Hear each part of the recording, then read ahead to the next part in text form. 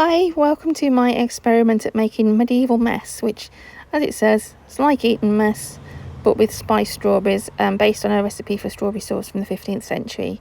So start off by macerating the strawberries to make them soft, or use a tin of strawberries and just leave them overnight. Gently spice it with cinnamon, pepper, nutmeg, cloves went in there, bit of sugar went in there, but honey was probably much more medieval and authentic, and as it was tinned strawberries in syrup, that went in there too. Let that soak overnight and then put it all into a saucepan on a hob and raised it up to full, and basically the point is to get it to reduce. So as usual, disabled me sitting in the kitchen on a chair, stirring it, burning my boobs and spilling it everywhere.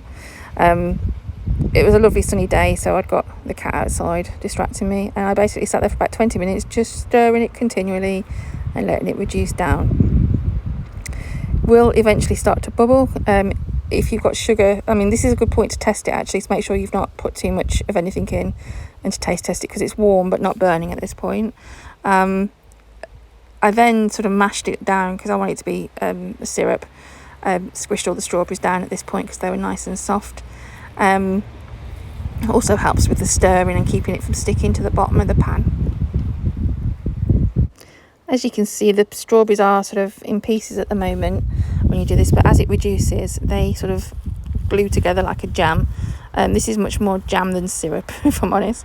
Eventually, as you stir it, you'll start to see basically the line on the saucepan going down, and when it's bubbling ferociously like this, if you keep stirring it, you'll see that your spatula makes marks in it and leaves like a track through it.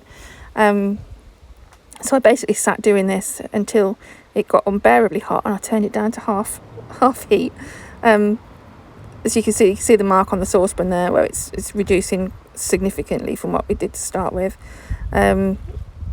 So make sure you put enough fluid to go with your strawberries when you're soaking them. It's starting to go to more of a syrupy consistency now, and leaving tracks, as I say. So I then let it bubble and just watched Mr. Pandora out in the garden sunbathing. So I've just included him here, just, if you're cooking along at the same time, just sit and watch the cat for a bit.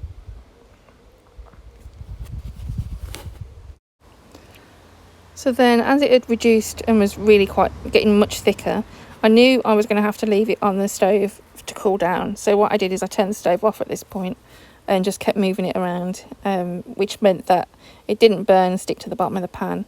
And by the time it was ready to serve at night time, it had cooled and was sort of edible.